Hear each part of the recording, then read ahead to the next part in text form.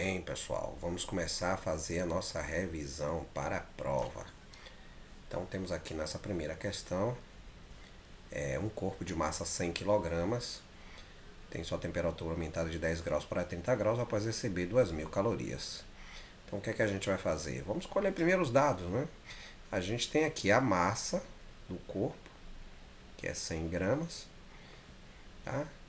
Ele recebe uma quantidade de energia de 2.000 calorias e sua temperatura sobe de uma temperatura inicial 10 graus Celsius para uma temperatura final de 30 graus Celsius. Então aqui cabe a gente calcular a variação de temperatura. Vamos escrever aqui, é sempre a temperatura final menos a temperatura inicial. Então nossa variação de temperatura vai ser 30 menos 10, então a variação de temperatura vai ser de 20 graus Celsius. Então temos aqui o dado que interessa para a gente, que é o ΔT. Então, na letra A ele pede para calcular a capacidade térmica. Vamos usar a equação Q sobre ΔT. A capacidade térmica vai ser a quantidade de energia recebida, que é 2.000 calorias, dividido pela variação de temperatura, que é 20 graus Celsius. Então, corto o zero aqui com zero aqui, é 200 dividido por 2, 100 calorias por grau Celsius. Essa é a nossa capacidade térmica. Na letra B, ele pede para calcular o calor específico. Vamos usar outra equação da capacidade térmica, né? Capacidade térmica é o calor específico vezes a massa. Vamos isolar o calor específico aqui. Para isso, a gente só precisa pegar a massa que está multiplicando aqui o C e passar dividindo o C cursivo maiúsculo. Ele passa dividindo.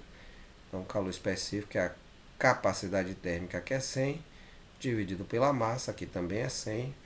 Isso vai nos dar que o calor específico é 1 caloria por grama grau Celsius. Isso aqui é água, né? Isso aqui é a capacidade térmica da água. Ok? Próxima questão. Calcule a quantidade de energia necessária para elevar a temperatura de 200 gramas de água de 10 para 30. Então, não tem mudança de fase, tá? Eu quero saber quem é a quantidade de energia necessária para elevar a temperatura de uma massa de 200 gramas, de uma temperatura inicial T0 igual a 10 graus Celsius, para uma temperatura final de 30 graus Celsius. Observe que o ΔT aqui é o mesmo da questão anterior, né? É 20 graus Celsius, que é o que importa para a gente, é a variação de temperatura. Então a gente vai usar a equação geral. A equação geral diz que a quantidade de energia é o produto do calor específico vezes a massa vezes a variação de temperatura. Então a quantidade de energia é o calor específico da água na fase líquida, que é 1, a massa de água 200 gramas, a variação de temperatura 20 graus Celsius, a quantidade de energia é 4.000 calorias ou 4 quilocalorias. Muito fácil essa questão. Vamos para a próxima. Na próxima a gente tem, calcule a quantidade de energia necessária para evaporar 200 gramas de álcool de calor latente de vaporização, 40 calorias por grama. Então nós temos aqui uma mudança de fase, tá? É mudança de fase. Então, mudança de fase, a gente tem que lembrar que não há variação de temperatura. Então a gente não pode usar a equação que a gente usou anteriormente. Ok? Então a gente vai usar a equação da mudança de fase. Ok?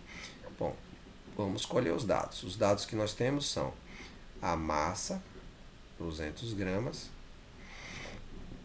o calor latente de vaporização, que é 40 calorias por grama.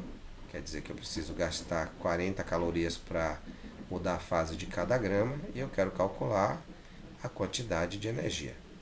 Então a gente vai usar a equação da mudança de fase, que é igual a L vezes M, onde esse L aqui, para esse caso, vai ser o LV, o L de vaporização, calor latente de vaporização.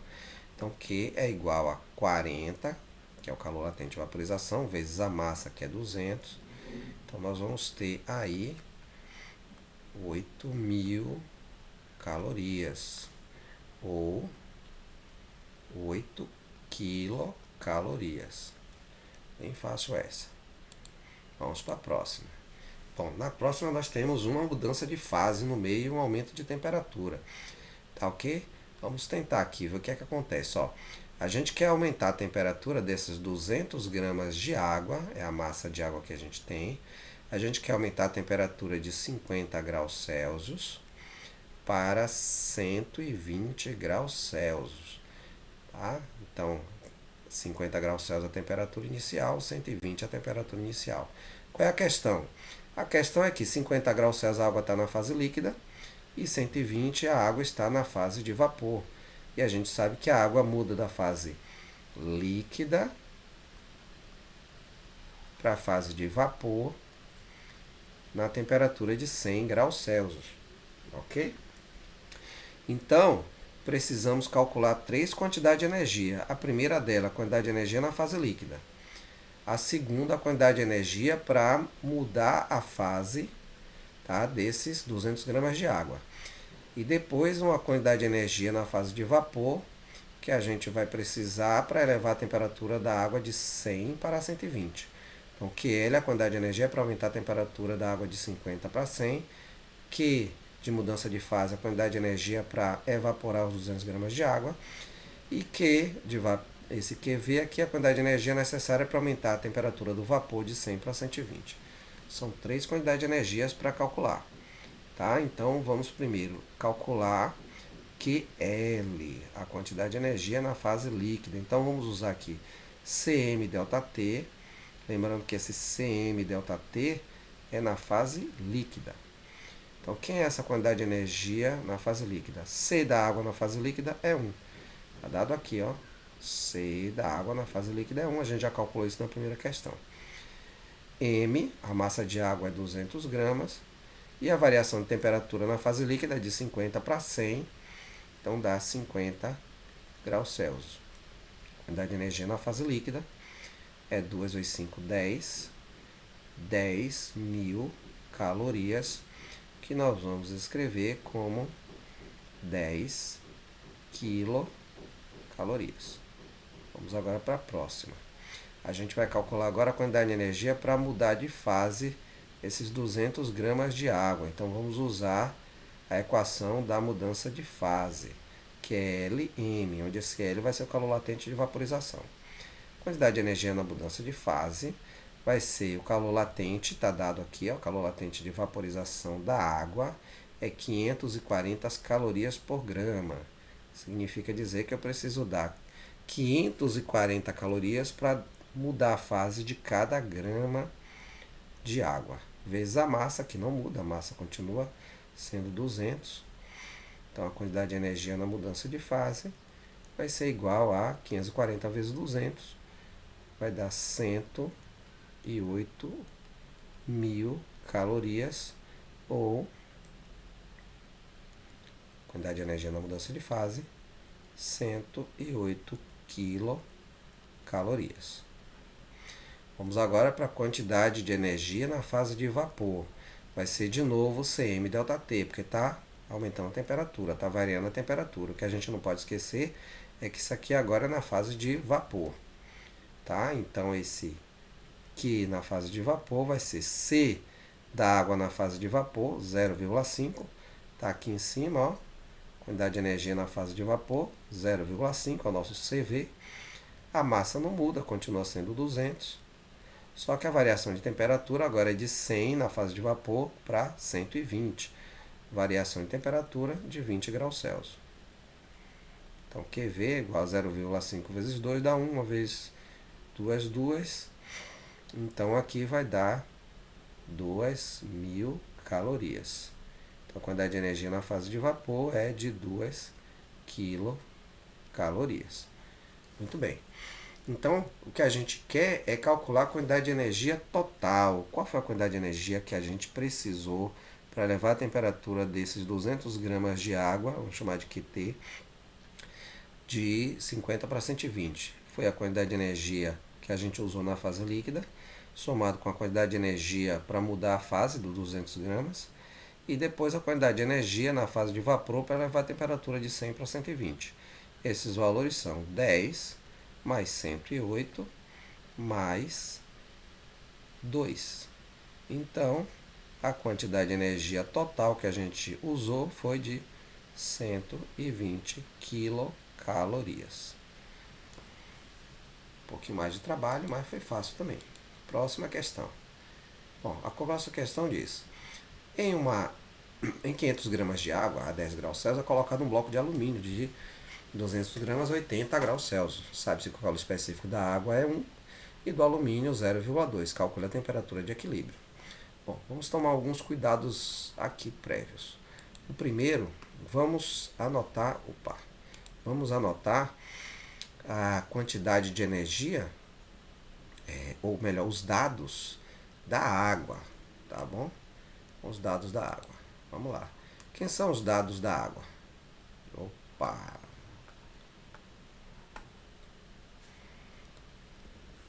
Meu mousepad está dando problema. Voltando, ok. Então, quem é os dados da água? Deixa eu apagar isso aqui. Esse pontinho que eu fiz aqui. Dados da água. Vamos anotar os dados da água. Pô, minha caneta, minha caneta. Não falha nesse momento, não. Então, vamos lá. Água. Quais são os dados da água? Bom, nós temos primeiro, para a água, temperatura inicial, 10 graus Celsius. Massa, 500 gramas. Calor específico da água, 1 caloria por grama grau Celsius. E a gente quer saber a temperatura final da água. Tá? A gente quer saber quem é a temperatura final. Ok? Agora vamos anotar os dados para o alumínio. Quais são os dados que a gente tem do alumínio? Então vamos lá, alumínio. Os dados que a gente tem para o alumínio. Temperatura inicial do alumínio, 80 graus Celsius. Massa do alumínio, 200 gramas.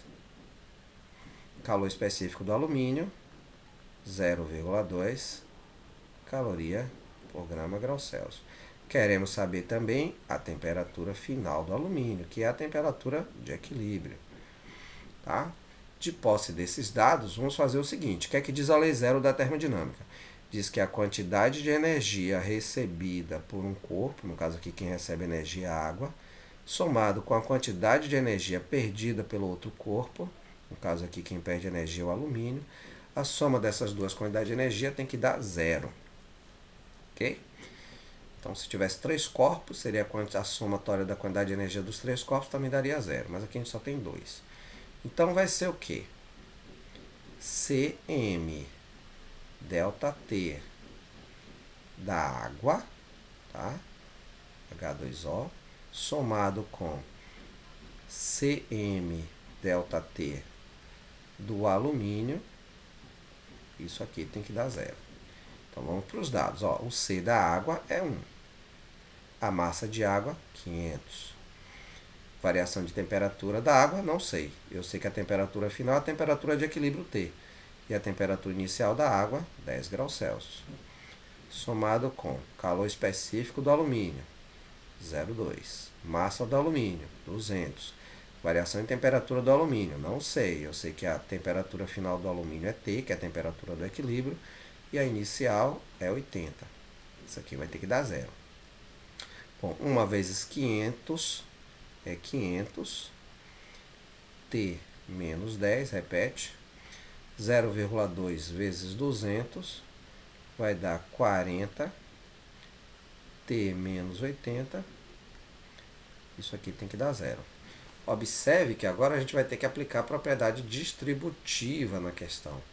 Tá? Então, aqui a gente vai ter que pegar esse 500 multiplicar por T, e esse 500 multiplicar por menos 10. A mesma coisa a gente vai fazer aqui, 40 multiplicar por T, 40 multiplicar por menos 80. Bom, aplicando a propriedade distributiva, nós vamos ter que 500 vezes T dá 500T. menos 500 vezes menos o 500 vezes 10, 5.000. Mais 40 vezes T, 40T. Menos 40 vezes 80, 4 vezes 8, 32. Mais 2, 0, 3.200. Bom, vamos somar o 500T com o 40T, que vai dar 540T. Vamos somar também os 5.000 com, porque tem sinais iguais, né? Menos 500 menos 3.200, vai dar menos 8.200. Isso aqui tem que dar 0. Vamos pegar o 8.200, passar para o outro lado da igualdade. Ele está com sinal de menos, fica com sinal de mais. 8.200. E agora, vamos pegar a conta e colocar aqui do lado. E agora nós vamos ter que T é igual a 8.200 dividido por 540.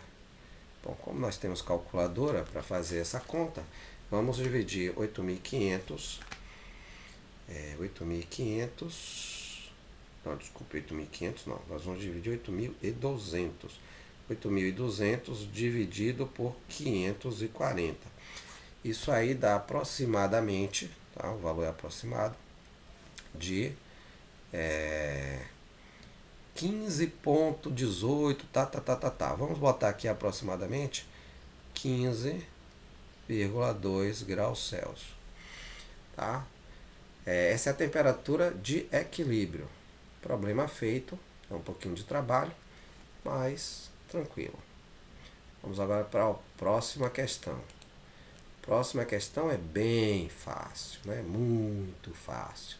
É aquela que ninguém erra. Bom, a um motor foi dada uma quantidade de energia de 2.000 joules e foi realizado um trabalho de 500 joules. Então, quem é a energia interna, né? E quem é o rendimento desse motor? São duas perguntas aí. Então, vamos responder primeiro a letra A. Bom, a primeira lei da termodinâmica diz que a energia interna, né, de uma máquina é a quantidade de energia recebida menos o trabalho realizado. Então, a energia interna vai ser 2.000 joules menos 500 joules.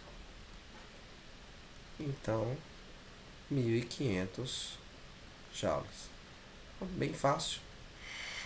Letra B, que era o rendimento. Bom, como é que a gente vai calcular esse rendimento? O rendimento é a quantidade de energia que virou trabalho. Então, vamos dividir o trabalho pela quantidade de energia. Tá? Lembre-se que o trabalho é sempre menor do que a quantidade de energia fornecida, porque a segunda lei da termodinâmica ela diz que U nunca pode ser zero, então Q sempre vai ser maior que W. Então, aí, essa divisão vai dar um número tipo 0, alguma coisa. Então, quando a gente vai dividir 5.000 por 2.000, então, corta os dois zeros, é a mesma coisa que 5 dividido por 20, que isso é da maior simplificada, dividindo por 5 vai dar 1 sobre 4. Bom, isso aqui dá 0,25. Esse é o rendimento da nossa máquina. Vamos escrever isso em porcentagem? Em porcentagem, corre a vírgula 2 casas para a direita, fica 25% ou por 100, tá? Tem noção aqui o que é que está acontecendo com essa máquina térmica, né? Vamos fazer um círculozinho aqui. Eita, círculozinho feio. Vamos fazer um círculo aqui. E vamos colocar as saídas, as entradas para essa máquina. E vamos ver o que é que vai acontecer. Vou pegar aqui essa borrachinha, apagar aqui a entrada, apagar aqui, saída de energia, pegar aqui, trabalho realizado. Tá? Vamos lá. Bom, vamos fazer aqui uma entrada para esse motor. Aqui é por onde entra a energia. Aqui é por onde se realiza o trabalho. Tá? O que a gente quer. E aqui vai ser por onde a gente precisa jogar a energia interna para desaquecer o motor. Tá? Então, nesse caso específico, aí, o que é que está acontecendo? Nós temos a energia entrando por aqui, nesse motor. A energia que entra é Q, a quantidade de energia, que no caso é 2.000 joules. Essa energia, ao entrar no motor, parte dela realiza trabalho. O trabalho realizado foi de 500 joules. E a outra parte vira energia interna que fica acumulada dentro do motor. Bom, a gente precisa jogar essa energia fora, tá? Porque senão o motor superaquece. Então a energia que nós temos que jogar fora é energia interna, que no caso foi 1500 joules.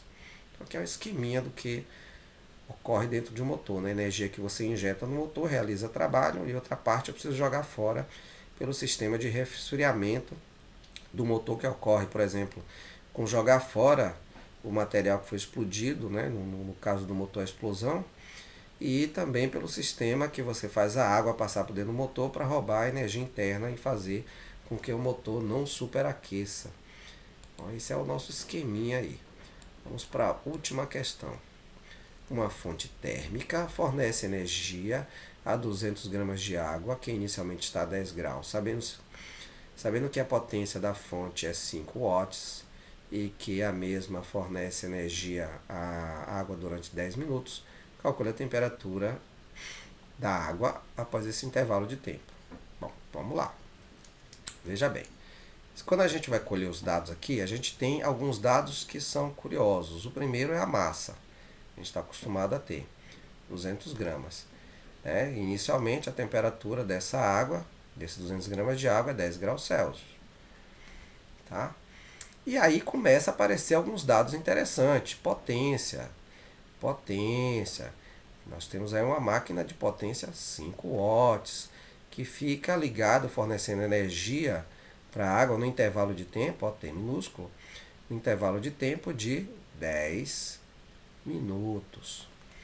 Bom, a gente já vê aqui um probleminha, tá? Então, é um problema com unidade. Ele quer saber, que a gente não tem, né? A quantidade de energia que essa fonte fornece para essa água e a temperatura final que a água vai ter após fornecer essa quantidade de energia. Bom, qual é o problema que nós temos aqui? Esse ΔT, esse intervalo de tempo, está em minutos. Só que potência é energia, que é a nossa quantidade de energia, dividido por intervalo de tempo, ou seja, a quantidade de energia por tempo.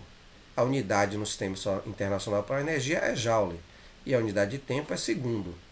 Então precisamos converter, né, esse ΔT para segundo.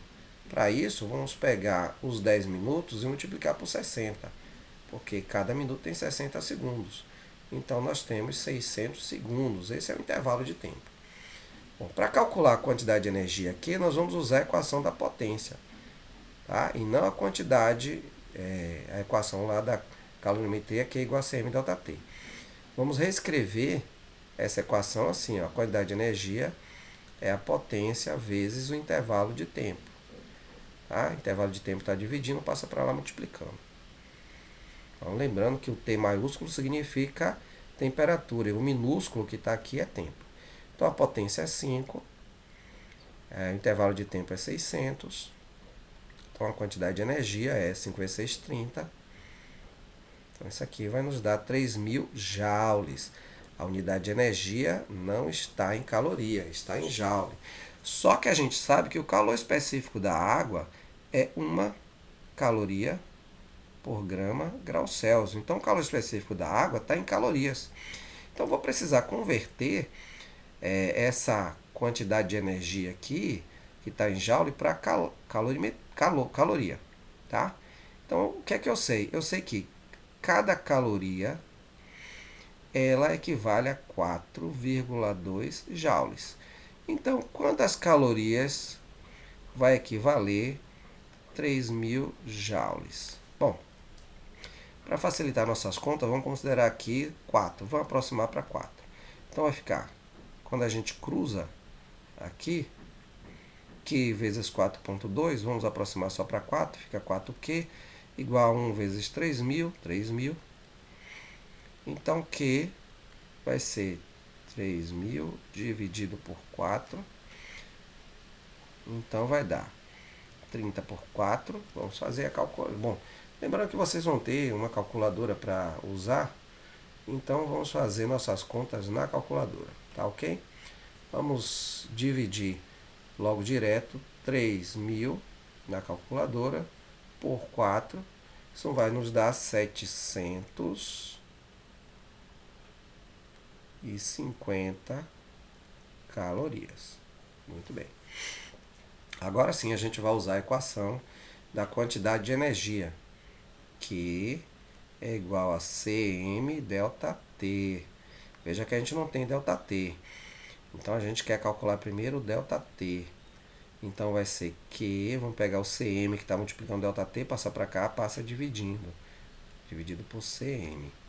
Então quem é que vai ser o delta T? A quantidade de energia, 750 calorias. Calor específico da água 1. Massa da água, 200.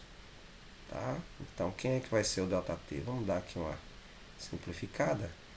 É 75 dividido por 20. Pronto. Então vamos dividir 75 por 20. Vamos achar uma variação de temperatura de 3,75 graus Celsius. Bom, a gente sabe que ΔT, a variação de temperatura, é a temperatura final menos a temperatura inicial. Queremos a temperatura final. Então a temperatura final vai ser ΔT, pega o T0, passa para cá, ele está com o sinal de menos, passa com o sinal de mais. Então vai ser a soma da temperatura inicial com o ΔT. O ΔT foi 3,75, a temperatura inicial da água 10, então a temperatura final 13,75 graus Celsius. Está aí a temperatura final calculada, deu um pouquinho mais de trabalho. Ok? Então é isso aí.